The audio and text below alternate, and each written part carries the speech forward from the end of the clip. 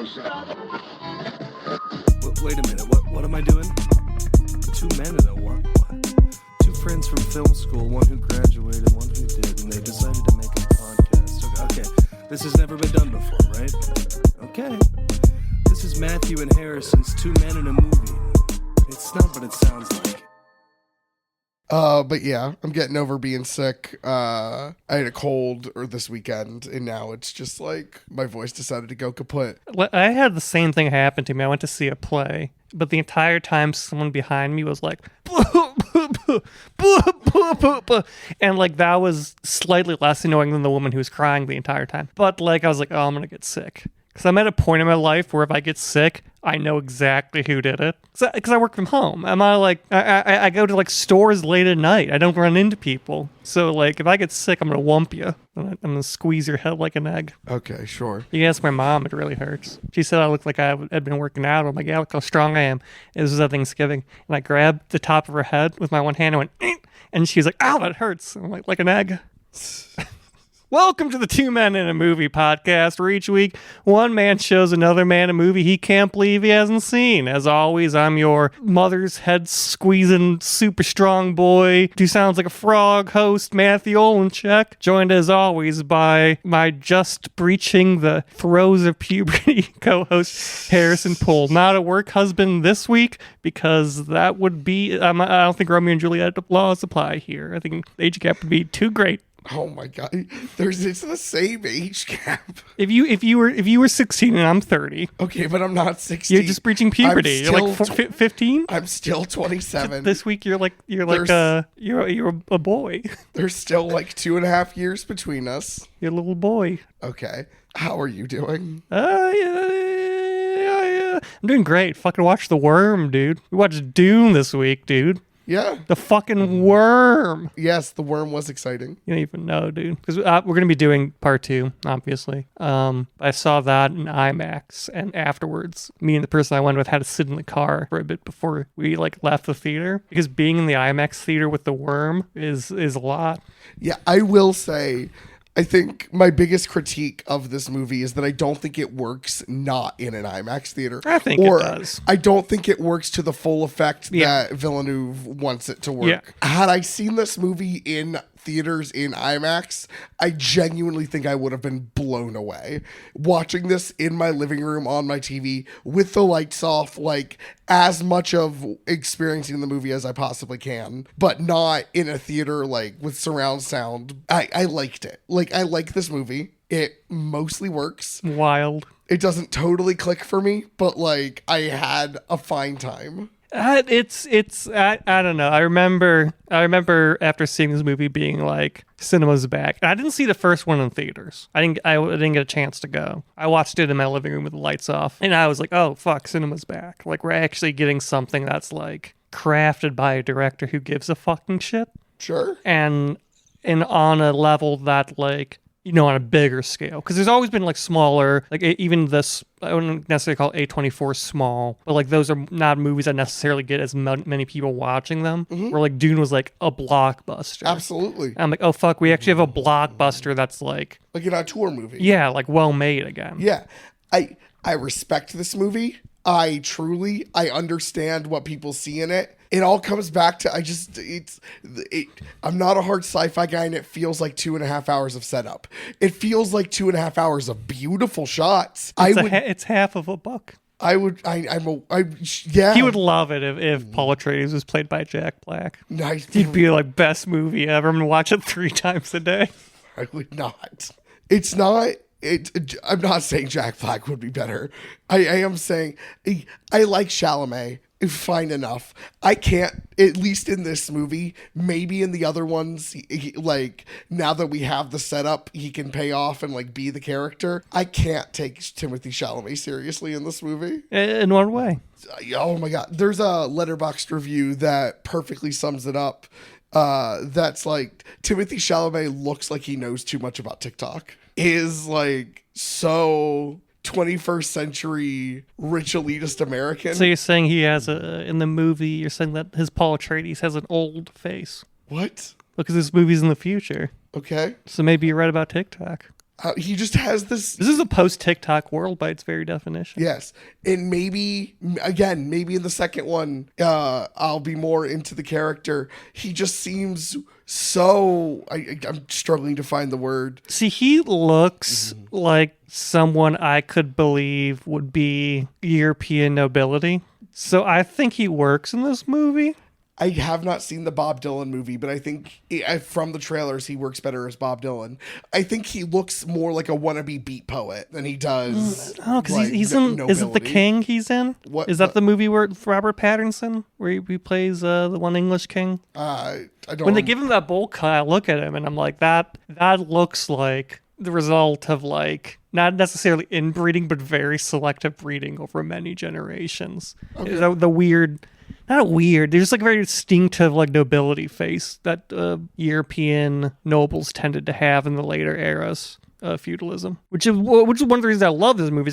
It combines like three, and just Dune in general. It combines like three of my favorite things, which is like I love sci-fi. I love weird religion shit, and I love like late era feudalism, like the Holy Roman Empire era, like the weird. Like when feudalism got more political, Sure. and so it became this huge just mess.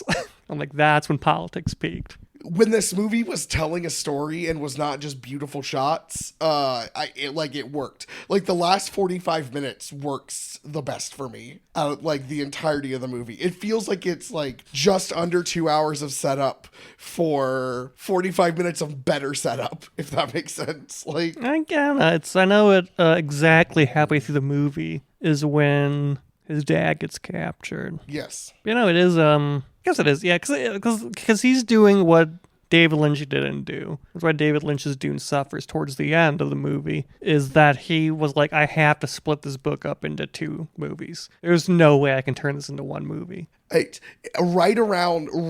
when Duncan starts fighting, like literally it's Duncan's salute and then on is like when the movie really takes off for me. But what about all the politicking? I don't care. I don't care about space politicking. Sorry? Okay. Is that all you're going to do? Yeah, that's gonna be the next hour. It's just me making that noise. I don't know. I don't know. This is a wild take in my opinion. What?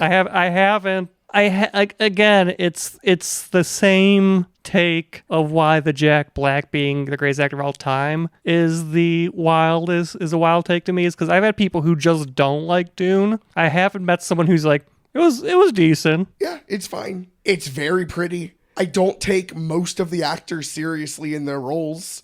I don't know. To bring it back to the Jack Black thing, what Jack Black does the best out of anyone for me, and he does the Jimmy Stewart thing, where it doesn't feel like he's acting, and not in a chameleon way, just literally in a way where they like plucked this guy and put him in this world. Everyone in this movie feels like they're acting. Like, Oscar Isaac looks like he's playing King the entire time. I think that's intentional. I mean, it's framed very much as like a theater. I've always viewed it as like the way that everything's kind of set up, that it's The Tale of Paul Atreides is like a Shakespearean tragedy along the lines of Hamlet. The book is two things. It's a warning against charismatic messiah figures, and it's the tragedy of knowing your own destiny. But it very much is like a Shakespearean tragedy. And I feel like, in my opinion, if they were trying to do like a really authentic performance where it didn't feel like acting at all, it didn't feel like a movie at all, it would lose some of the theatrical aspect of it, because it very much is this kind of like almost legend being shown to us. I don't know. I don't know. That's just an issue with the medium then, I think. Or not an issue with the medium, but I think that's just a disconnect in the medium then. But I don't know, because I'd say that Green Knight's very much the same way. I haven't seen Green Knight. Really so. good. I think I think you can do movies that feel like theatrical productions easily. I don't think there's a inherent disconnect in the medium there. Okay. I think movies can be a lot of things. I agree with you. I don't know. I know Josh Brolin becomes much more of a character in the sequel, right? Yeah. Yeah, because he's fine. He's fine in the 4 scenes he's in this movie, but like he's doing nothing for me personally. It very much felt like they were setting up for something. I think ideally this movie would be both movies back to back, and you'd be sitting there like not ideally the ideal like human watching experience, but the best way to experience this movie, I do think, is watching it like straight through. Because it really is one movie, more so than a lot of like part 1s and part 2s. Okay. And I will say the one part, because like I think everyone's doing well. I believe everyone's performances. The one thing that the thing you're having with Timothée Chalamet, I have with Zendaya. I have the same thing with her. Yes. He's just Timothée Chalamet's the lead of this movie. And I think it's with her because the only thing I'd seen her in beforehand was The Greatest Showman. So it was like, that's the person from The Greatest Showman, where I had never seen Timothée Chalamet in anything. Oh, really? Okay, because I'd seen. I was aware that I was aware he existed and was apparently good, and I saw some of his takes on video games, but I'd never seen him act before, really in anything. Okay. So I think having this fresh, just pure Timothée Chalamet experience with like almost no preconceived notions, like he fit for me. That's fair. I look at Timothée Chalamet and I see an NYU arts kid. Like I don't see like this messiah figure acting whatever. I literally see like a theater kid pretending to play a part in a way that like, and I guess if we're viewing this as more of a Shakespearean theater piece than like it's a movie, but like more of a Shakespearean theater piece, I guess his performance fits. I don't know. It just, from that lens, I am far more forgiving of this movie. Because I do think, what's his fucking, how do you say his God? Paul Atreides? No, the director. Denis Villeneuve? I keep trying to call him Paul for some reason. I think it's because I think of Paul Atreides. Yeah, Dennis. A lot of his movies are like that, to be fair. I feel are more, there's the slight distancing from like a true, like a lived in authenticity to it being more of like a theatrical thing. Because I feel kind of, I think to a lesser extent, but I feel the same vibe from like Blade Runner 2047. That's fair. I've not seen Blade Runner. I've not seen the second Blade Runner movie.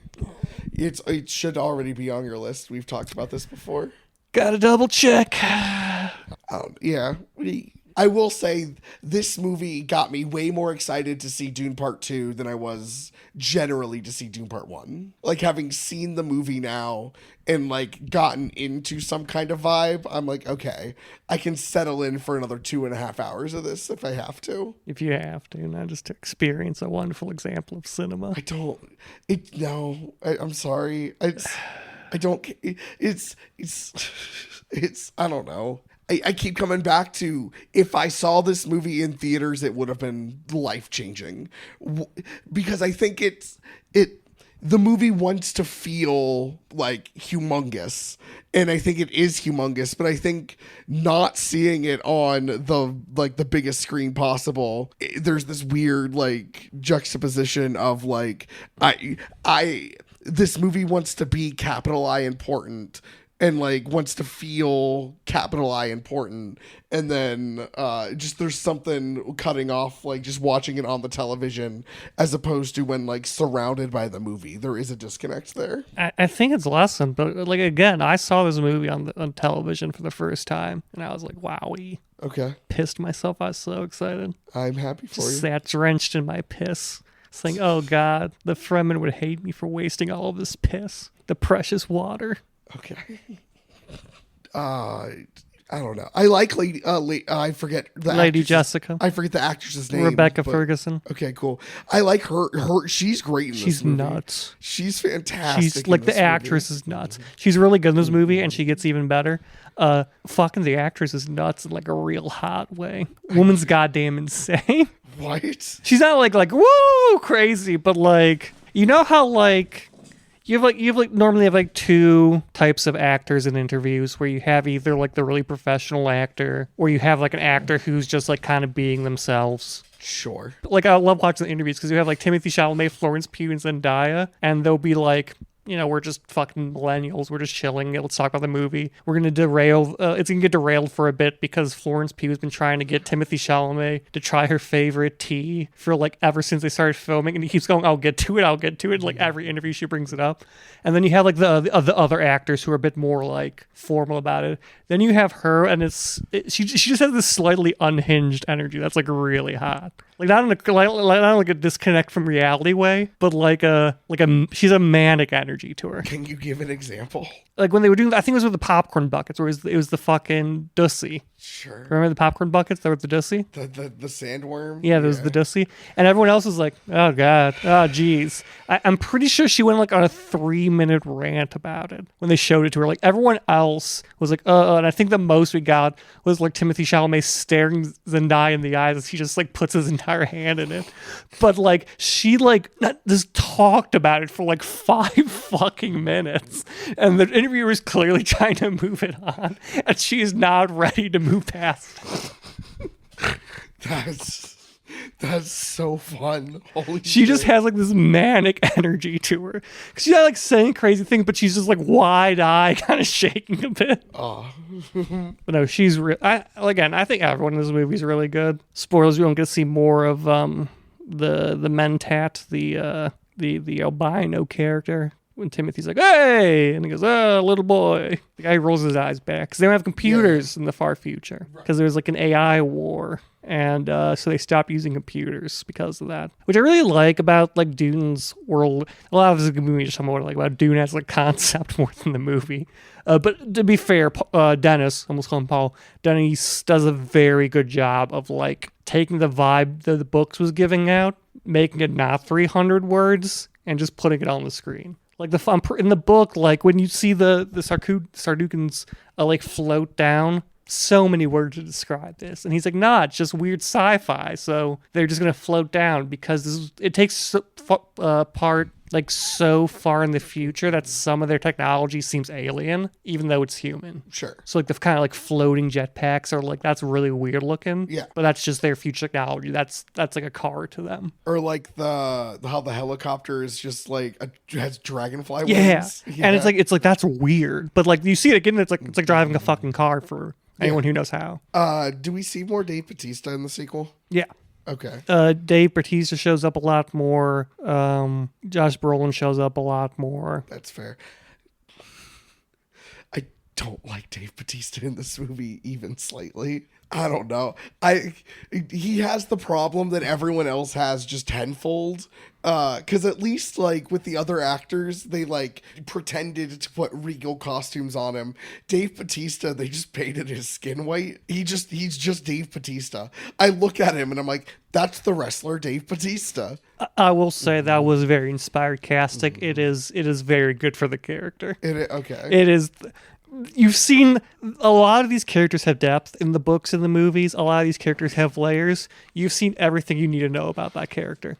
Okay. He is just an angry fucking asshole. He has no depth to him. He's just this piece of shit who's like, yells and kills people. That's all he is. Okay, nice. So it's really good casting. Not as good as Bill Skarsgård. Is that the older one? There's what, like 3 or 4 of them? He's 3 sons, so 4.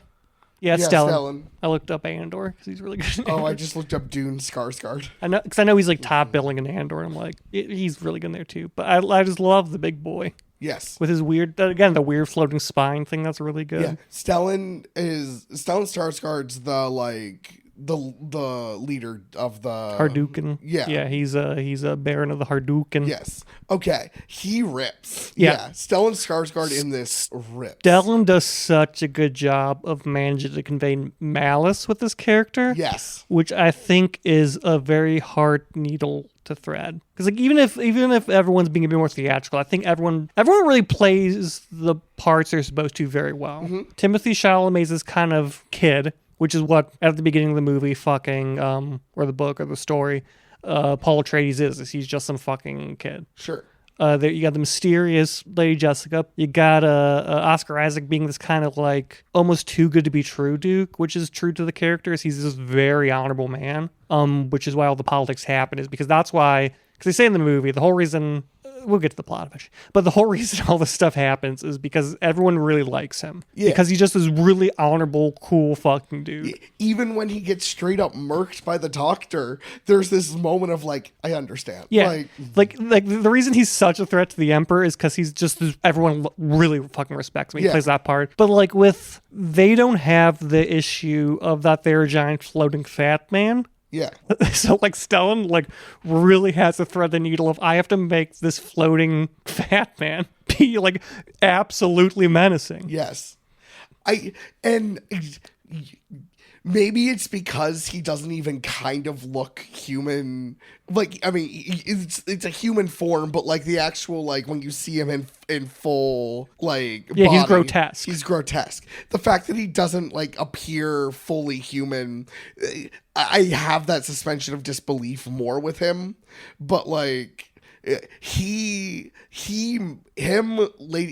Jessica, and weirdly Javier Bardem are probably my 3 favorite parts in this movie. I forgot it was Javier Bardem. That's not weird. I will have you know, as I said when you came in after watching it, everyone loves Stilgard. He's the Chad. He's an absolutely beautiful character, and he continues to just fucking kill it. He is so good. I'm so excited. The next movie is a lot of Stilgard, and it's really good. Yeah, dude. I'm so excited then.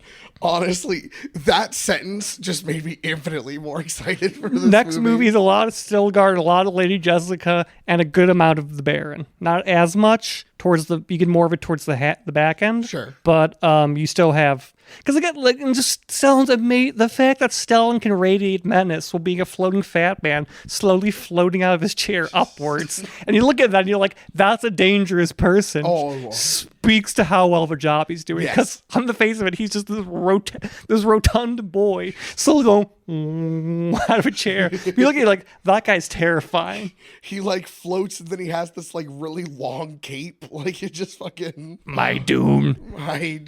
You also get the really good performance of Christopher Walken in the second movie. Okay. Who is very subdued. And I think it really works for the Emperor, who's this kind of... He's a character, but he's more of an idea than a character. Okay. That's the only character in my head that I think Christopher Walken... Like, I think a big issue with like the King and Paul Atreides is that they're famous actors. Yeah. And like when you put these famous actors in this movie, I'm just gonna see them as these famous actors. No, Christopher Walken as the Emperor sounds fantastic. I think it also works because you are looking at it, you're like, that's Christopher Walken. But he's not reading it's Christopher Walken, so you get this kind of like otherness going on, which I think works for this Emperor who is a very important character, but is almost a non-character at the same time. He's more of an idea of himself. Okay. I like Jason Momoa in this part. The whole time I'm watching this movie, I kept thinking it should have been Chris Hemsworth, but I like Jason Momoa in this part. I think Chris Hemsworth would have done a good job. I think he does a very good job. I don't know. He has a bit more of the kind of like not wilderness vibes to him. No, but like what's the word I'm looking for? Like seasoned, like... Yeah, like Chris Hemsworth is more of an outdoors guy, but that's just because he's from Australia. Yeah. Where like Jason Momoa has kind of like this, like, he loves being outdoors kind of vibe to him, which I think is important for... It's why I think Josh Brolin works so well for Gurney, is because Gurney is a grumpy fucking character. Yes. And so you put when Josh Brolin says, I am smiling, it works. It works so fucking well, because that's like a core part of his character. He's capable of joy, he's capable of grief, but his default state, when not like nothing, no stimulus is upon Gurney, is just grump. Absolutely. He does really well for me. Like, I have no real disconnect. I mean, I see that it's Josh Brolin and I can't really get over that it's Josh Brolin, but this is a unique there is this, like, I think it's, I don't know. This is unique. I've noticed you bring this up a lot in movies. I don't think I've ever seen a movie where I don't look at them and on some level I'm like, that's the actor. And I just so every time you bring it up, I'm always like I don't know. It's a critique that I just bounce off of personally, because like I just have like the opposite thing where like every time I see an actor, I'm like, unless I don't know the actor, but if I know the actor, I'm like, oh, it's Chris Hemsworth. Oh really? I don't. Every movie I've ever like fucking when I watched Everything Everywhere All at Once, right? Yeah. I'm like, oh, Jamie Lee Curtis. Interesting. Short I don't round. have that. I see the character and until I only can see the actor. Yeah, no. Every movie I see, like I have this quantum state where I'm totally. It's not like I'm like, oh, they're not portraying the character well. No, right. Like I'm 100% buying their character, but I'm also like, okay, Jamie Lee Curtis, fucking sell it. Interesting. I'm not like that at all. Not at all, but that's not how my brain works. Like I watched Furiosa and I watched Chris Hemsworth go, and that wasn't Chris Hemsworth. See, when I saw it in theaters, the whole time I'm like, okay, Chris, doing good after Thor. I'm glad you're out. Okay, Chris. Fascinating. Like when I saw Knives Out the entire time, I'm like, they kept you chained to James Bond for Chris Hemsworth. Okay. Chris Evans. Yeah. Okay. Like I just see actors. See, I do that when I'm literally watching them, but like if in a movie, I can easily disconnect. No, I never. I have clinically inability to it's like I'm watching two layers at the same. It is a quantum state I enter because I'm thoroughly in the movie. I'm suspension of disbelief activated. But good examples when I go see movies with like Brandon, like we're totally in, we bought in, we're totally there, we're believing these characters, we're believing the world, but we'll also turn to each other and be like, oh, that was a hard cut there, or we'll be like, oh, look at that, I wonder how they did that. Like every time I'm watching a movie on a sub level, I'm aware of the actors and I'm aware of like the editing and the set design, and I'm like critiquing it all at once. Sure. I'm also doing that. I'm just like, I'm taking it more as a whole than I am as parts of a whole. Yeah, I think I keep mine separate, which is why I never like if I'm talking about like how a movie made me feel, I'm never like, well, that was Timothy Chalamet, because that's on a different level for me. It's on an entirely different layer. Like like I'm also keeping track of editing and like performances and everything. Like the film school part of my brain is still going, but there's like the wonder, like magic of the movies part of my brain is just like, okay, we're watching this all at once. It is everything everywhere all at once. I was so worried you were about to say whimsy. No. I've been accused of not having whimsy lately. I mean, other than you liking Tron, which you mentioned this in the last episode that you didn't have a sense of whimsy. Did I? Yeah. I mean, you liked Tron, so like obviously there's something deep inside. I like little mice with silly noses. The desert mice. Yeah. They're so cute. Do we see any? We see more mice. No, the mouse is very important. Okay, cool.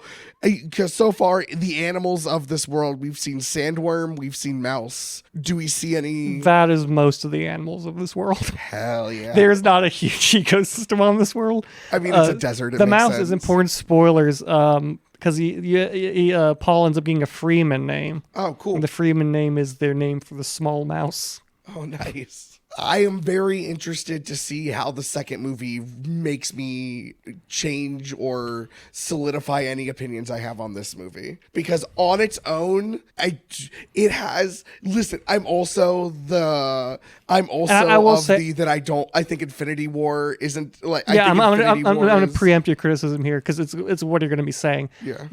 I don't think it's fair to ever. I don't think not even that's fair. I don't think it's possible really to criticize this movie as a standalone because it does not exist as a standalone. It is just no one would sit through a 6-hour movie, and that is when you're making like a very good adaptation of a book, unless it's like Lord of the Rings where half of it's talking about trees. They're long. I don't remember a lot of the marketing for this movie. Was it marketed as part 1? Yeah. Okay. I am far more forgiving then. Yeah, it was marketed as Dune Part 1, and even if they weren't marketing it, even if they didn't say the phrase Dune Part 1, it would be Dune Part 1. Like there's a second part coming. Like it was always clear that he made it clear from the very beginning that this was like one half of the story he's telling. That makes sense. Or one half of the book. He's making the other half. God's willing, we'll get Messiah. Yeah. God's willing. He says it's gonna be a minute. I know it's going to be a minute, but God's willing. He's like, dude, I've spent too much time in Frank Herbert's world. God's willing we tie him down and make him make movies till we get to Paul Atreides' half-worm son. Oh my God. I think Timothy Chalamet really does a good job in this movie of like starting off as just kind of like, I'm a boy, I'm a man, but I'm still kind of a boy. I'm just kind of, I don't know what I want to do with my life. I'm a young man of means, and then deals with it as he slowly starts to struggle with the crushing weight of destiny. Yes, I will say I do like that it's a transition. Like there's no hard pivot point. I mean, a little bit when he puts on the ring, but there's no real like hard. It's very much a grayscale. Yeah, of a there is a point where he tips over in the second movie, but that is for a very like hard reason fact. More than it's not an emotional tipping point. It is the universe acting upon him tipping point. Okay, but it feels earned because up to it is that gray scale of a man just kind of struggling to come to terms with this fact. Yeah. And I think he does a very good job in the tent conveying the panic and fear Paul has about the Holy War. That little moment of him just screaming at his mother, like, why did you do this to me? Yeah. Like this idea of like, I didn't sign up for this. You signed me up for this. Because like Paul is... But then his accepting after. In the grand scheme, Paul's kind of a villain. He's a tragic villain, though. He's a villain via tragedy. It's tragic circumstances that lead him to that. The true villain is the Bene Gesserit. Because like I know they're doing like a spin-off television show with Mark Strong. Prophecy? Yeah, which plays into the fact that no, they're the bad guys. They're just kind of manipulating everything in ways that don't go well. Is this a thing where we're gonna have to watch Prophecy to understand Messiah? No. Okay.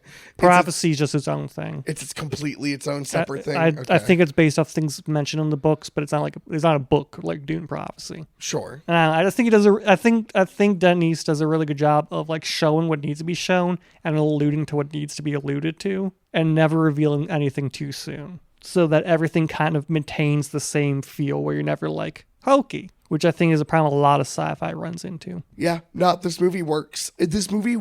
I went into this movie not really excited, but with an open mind.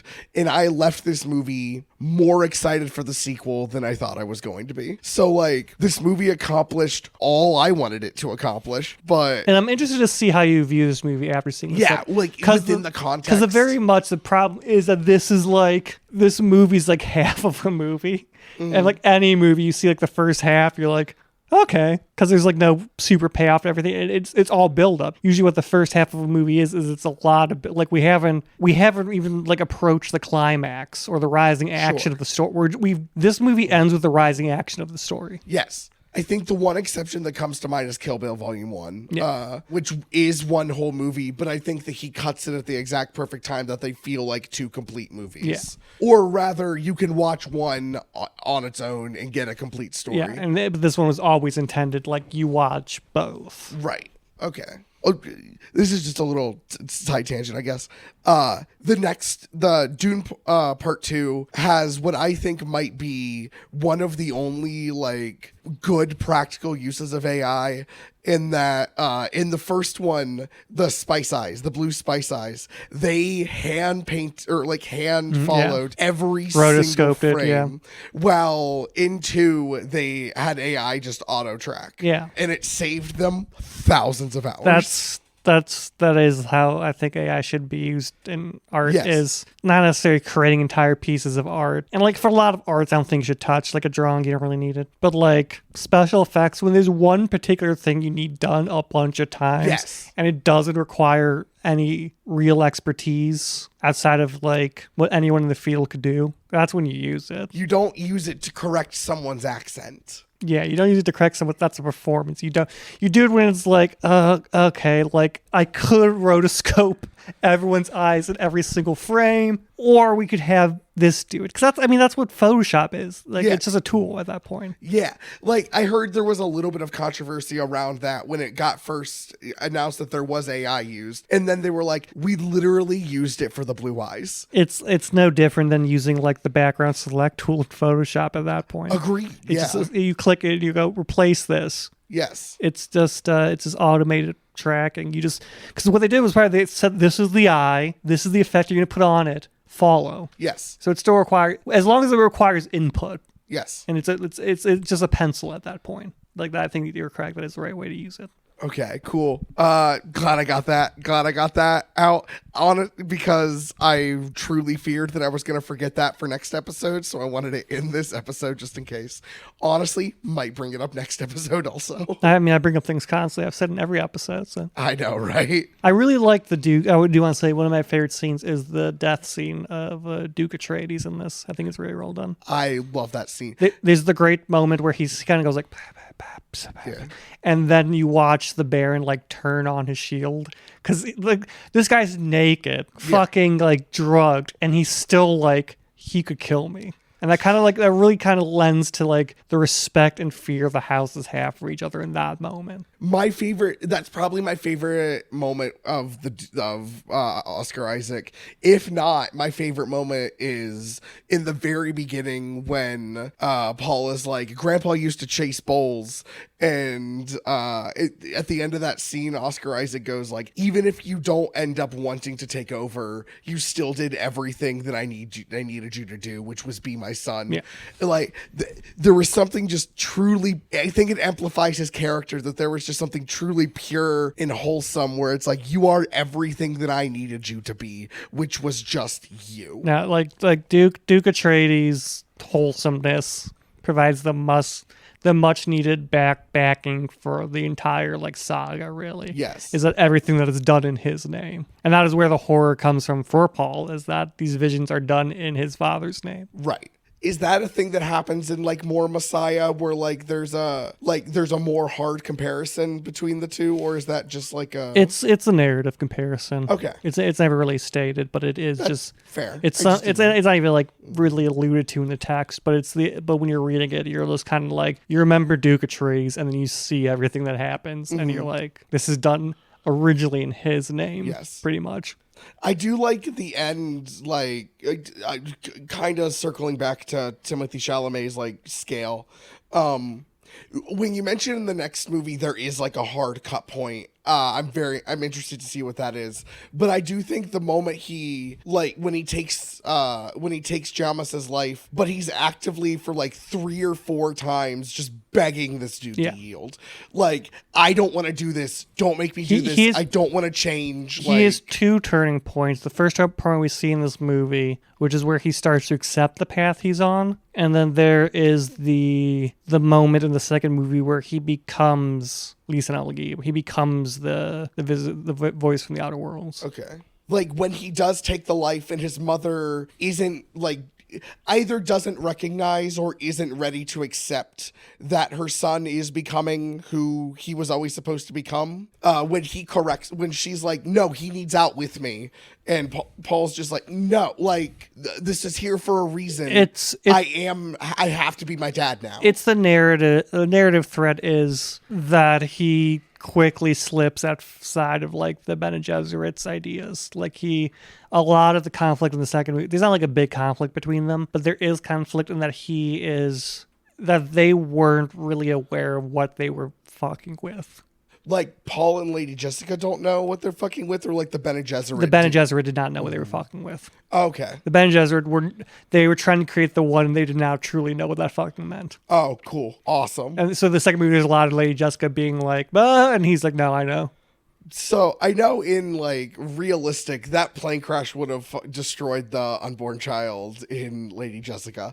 That becomes a plot point, correct? What if it was a special baby? Oh, okay, cool. The whole time I'm like that, like they're crashing. I'm like, I know this isn't going to kill the baby, but we all know that like this would have killed everything's the baby. Operating on the scale of prophecy. So yes. I feel like the fundamental flaw with this episode is I haven't seen Dune Part 2. Yeah. So I feel like we're going to start Dune Part 2, the next episode. You're going to be like, woohoo! I get it now. And like, I could go on, but I feel like a bunch of the stuff much like that Dune I have, Part 1, you're going to have to listen to the second episode to get any sort of satisfaction from this episode. That's truly so upsetting. I didn't mean for this to happen. Just as Paul Atreides does not mean for anything he does to happen, but he has no choice once you know your destiny. Do we have any more final thoughts? Or Nah, you're gonna have to listen to part just 2. Listen to. You're gonna have to watch Harrison become the Lisa Elgi Bobby is Stilgar. So, next week though we are doing Tron Legacy. We are watching. You're gonna much like we had to wait years. You have to wait You will 3 have to years. wait A week. A week. If the second one rips, I will probably try and carve out some time and watch them as one big movie. Yeah. Honestly, if we wanted to do that, just generally not for the show, just like Oh, in yeah. liff, 100%, I would love to organize that. Okay. Sounds good. It sounds like amazing. I want to do it definitely before I see Messiah. So Yeah. Do you want to do socials? yeah, I can do socials. If you want to find me, chained to destiny like Paul Atreides to paint small plastic men, you can find me at Midwest_magician. You can find the show at Two Men Movie Podcast at Instagram.com. You can find it's a safe place for all Stilgar enjoyers. You can find us on YouTube at Two Men and a Movie Podcast, and everywhere else you'll find us at Two Men Movie Podcast. That's the only one with an A. If you want to email us, I don't know. What do you think? What do you think Baron Hadouken eats? If you want to send us what do you think his daily menu is, you can send that to us at twomenmoviepodcast@gmail.com. Or as always, pictures of Florence Pugh. Yeah, I was waiting for you to say that. Or Rebecca Ferguson. Wow. Send me your number. So if you got her number, send me it. Oh my God. If anyone has any contact, If she's with any of these married, people- I'm gonna be a home No, wrecker. not in a horny way. I just want to talk to these people about art. Like, if anyone has any contact and people are willing to like go on a podcast with 6 listeners, like, And again, it's not even in a horny way. I want to be your husband. yeah, okay, hell yeah. That's twomenmoviepodcast@gmail.com. Yeah. You already did. Yes, you did your singulars. You can find me on Instagram, TikTok, Lemonade Threads, basically all of the meta and ByteDance stuff at harrisonpoole.com, HARRISONPOOLEDOTCOM, harrisonpoole.com. Thank you so much to Tristan Hostetter for our theme music. I thank you for listening. I sure hope that my voice wasn't that horrible. Hugs and kisses. And if you excuse me, I gotta go create some water on my own. This is Matthew and Harrison's Two Men in a Movie. It's not what it sounds like.